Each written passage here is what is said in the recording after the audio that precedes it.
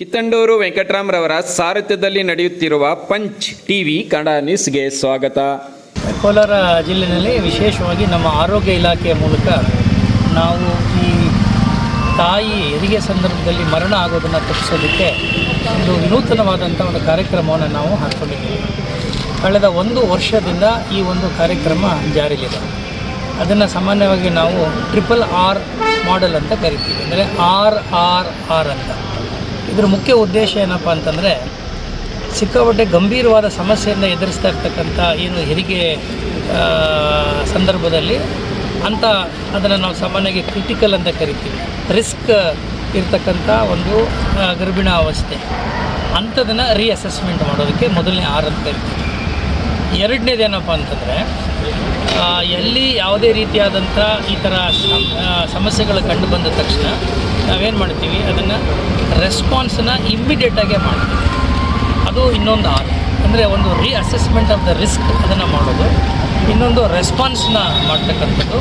So ಹೀಗೆ 3 Rನ ಇಟ್ಕೊಂಡು ನಾವು ಒಂದು ವಿನೂತನವಾದ ಒಂದು ಪ್ರಯೋಗ ಕಳೆದ 1 ವರ್ಷದಿಂದ ಮಾಡಿದ್ದೀವಿ.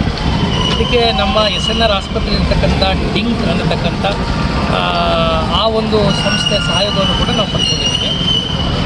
ಈಗ ಈ ಹೊಸ ಮಾಡೆಲ್ನ ಜಾರಿಗೆ ತಂದ ಮೇಲೆ ಕಳೆದ ವರ್ಷ 24-25ರಲ್ಲಿ ಈ ತಾಯಿಯ ಮರಣ ಪ್ರಮಾಣ ಸಂಖ್ಯೆ 8 ಇದ್ದದ್ದು ಈ ವರ್ಷ 4ಕ್ಕೆ ಇರ್ತೇವೆ, ಅಂದರೆ 50% ಸಂಪೂರ್ಣವಾಗಿ ಕಡಿಮೆ ಮಾಡೋಕ್ಕೆ ಸಾಧ್ಯವಾಗಿದೆ.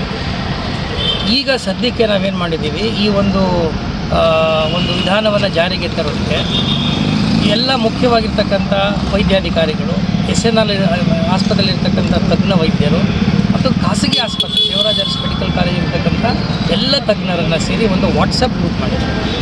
ಯಾವುದೇ ಸಂದರ್ಭದಲ್ಲಿ, ಅದು ಮಧ್ಯರಾತ್ರಿ ಇರ್ಬೋದು, ಯಾವುದೇ ಸಂದರ್ಭದಲ್ಲಿ ಯಾವುದೇ ಒಂದು ಕೇಸ್ ರಿಪೋರ್ಟ್ ಆದರೆ ಎಲ್ಲ ಡಾಕ್ಟರ್ಸ್ಗಳಿಗೂ ಮೆಸೇಜ್ ಇರುತ್ತೆ, ಅಲರ್ಟ್ ಆಗ್ತಾರೆ. ತತ್ಕ್ಷಣದಲ್ಲೇ ಅವರಿಗೆ ಯಾವ ರೀತಿಯ ಸೌಲಭ್ಯವನ್ನು, ವೈದ್ಯಕೀಯ ಸೌಲಭ್ಯನ ಒದಗಿಸಬೇಕು ಅದನ್ನು ಒದಗಿಸುವ ಕೆಲಸವನ್ನು ತ್ವರಿತಗತಿನಲ್ಲಿ ನಾವು ಮಾಡ್ತಾ ಬಂದಿದ್ದೀವಿ. ಈ ಹಿನ್ನೆಲೆಯಲ್ಲಿ ರಾಜ್ಯದಲ್ಲಿ ನಮ್ಮ ಈ ತಾಯಿ ಮರಣ ಪ್ರಮಾಣ ಏನಿದೆ ಅದು ಸಂಪೂರ್ಣವಾಗಿ ತೆಗೆಯೋಕ್ಕೆ ಕಾರಣವಾಗಿದೆ. ಆ್ಯಪನ್ನು ಡೆವಲಪ್ ಮಾಡಬೇಕು ಅಂತ ಅಂದ್ಕೊಂಡಿದ್ದೀವಿ. ಆ ಆ್ಯಪನ್ನು ಡೆವಲಪ್ ಮಾಡೋದ್ರ ಮೂಲಕ ಈ ಒಂದು ಏನು MMR ಅಂತ ಕರಿತೀವಿ ಅದನ್ನು ನಾವು 0 ಲೆವೆಲ್ಗೆ ತರಬೇಕು ಅನ್ನೋ ಉದ್ದೇಶವನ್ನು ಕೂಡ ಇಟ್ಕೊಂಡಿದ್ದೀವಿ. ಈಗ ಸದ್ಯದಲ್ಲೇ ನಮ್ಮ ಏನು ಆರೋಗ್ಯ ಇಲಾಖೆಯ ಎಲ್ಲ ವೈದ್ಯಾಧಿಕಾರಿಗಳಿಗೆ ಇದ್ರ ಬಗ್ಗೆ ಹೆಚ್ಚು ಅರಿವನ್ನು ಮೂಡಿಸೋದಕ್ಕೆ ಒಂದಷ್ಟು ವರ್ಕ್ಶಾಪ್ಸ್ಗಳು ಕೂಡ ಮಾಡಬೇಕು ಅಂತ ನಾವೀಗ ತೀರ್ಮಾನವನ್ನು ಮಾಡಿದ್ದೇವೆ. ಭಾಳ ಉತ್ತಮವಾದಂಥ ಒಂದು ಪ್ರತಿಕ್ರಿಯೆ ನಮಗೆ ಸಾರ್ವಜನಿಕರಿಂದ ಮತ್ತು ವೈದ್ಯರ ತಂಡದಿಂದ ಸಿಗ್ತಾ ಇದೆ.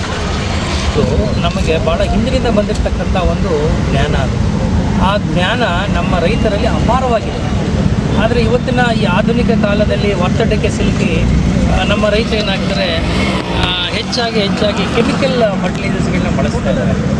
ನಾವು ಕೆಮಿಕಲ್ ಫರ್ಟಿಲೈಸರ್ಸನ್ನ ಅತಿಯಾಗಿ ಬಳಕೆ ಮಾಡಬೇಡಿ, ಮತ್ತು ಅದರ ಬದಲಾಗಿ ನಾವು ಹಿಂದಿನಿಂದ ಏನು ನಮಗೆ ಬಂದಿದೆಯೋ ಸಾಂಪ್ರದಾಯಿಕವಾಗಿ, ಪಾರಂಪರಿಕವಾಗಿ ಅಂತಹ ಒಂದು ನೈಸರ್ಗಿಕ ಕೃಷಿ ಒಂದು ವಿಧಾನಗಳನ್ನು ಮುಂದುವರಿಸಬೇಕು ಅಂಥೇಳಿ ನಾವು ಒಂದಷ್ಟು ಜನರಲ್ಲಿ ಮತ್ತು ರೈತರಲ್ಲಿ ಅವರಲ್ಲಿ ಹೆಚ್ಚು ಜಾಗೃತಿಯನ್ನು ಮೂಡಿಸ್ತಕ್ಕಂಥ ಕೆಲಸವನ್ನು ನಾವು ಮಾಡ್ತಾಯಿದ್ದೇವೆ. ನಮ್ಮ ಜಿಲ್ಲೆಯಲ್ಲಿರ್ತಕ್ಕಂಥ ಈ ಪ್ರಗತಿಪರ ರೈತರನ್ನೆಲ್ಲ ಸೇರಿಸಿಕೊಂಡು ಅವರ ಮೂಲಕ ರೈತ ಜಾಗೃತಿ ಕಾರ್ಯಕ್ರಮಗಳನ್ನು ಮಾಡ್ತಕ್ಕಂಥದ್ದು, ಆ ಮೂಲಕವಾಗಿ ಎರೆಹುಳ ಗೊಬ್ಬರದ ಪ್ರಾಮುಖ್ಯತೆ ಹೇಳುವಂಥದ್ದು, ಆಮೇಲೆ ಕೊಟ್ಟಿಗೆ ಗೊಬ್ಬರದ ಪ್ರಾಮುಖ್ಯತೆ ಹೇಳ್ತಕ್ಕಂಥದ್ದು. ಒಟ್ಟಿನಲ್ಲಿ ಈಗ ಈ ಬಯೋ ಫರ್ಟಿಲೈಸರ್ಸ್ ಅಂತ ಹೇಳ್ತೀವಿ, ಜೀವಾಮೃತ ಆಗ್ಬೋದು, ಮೀನಾಮೃತ ಆಗ್ಬೋದು, ಇಂತಹ ಒಂದು ನಮ್ಮ ಕೈನಲ್ಲೇ ಇರುವಂಥ ಮತ್ತು ಭೂಮಿಯ ಫಲವತ್ತತೆಯನ್ನು ಶಾಶ್ವತವಾಗಿ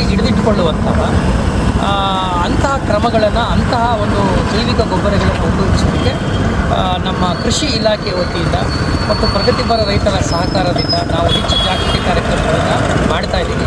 ಮುಂದಿನ ದಿನಗಳಲ್ಲಿ ಪ್ರಾಯಶಃ ರೈತರ ಒಂದು ಸಹಕಾರದಿಂದ ಇದರ ಬಳಕೆ ಹೆಚ್ಚು ಆದಷ್ಟು ಅದು ಪರಿಸರದ ಮೇಲೂ ಕೂಡ ಉತ್ತಮವಾದ ಒಂದು ಇಂಪ್ಯಾಕ್ಟ್ ಅಂತ ಏನು ಕೇಳ್ತೀವಿ, ಪರಿಣಾಮ ಬೀರಲಿಕ್ಕೆ ಸಾಧ್ಯವಾಗುತ್ತೆ.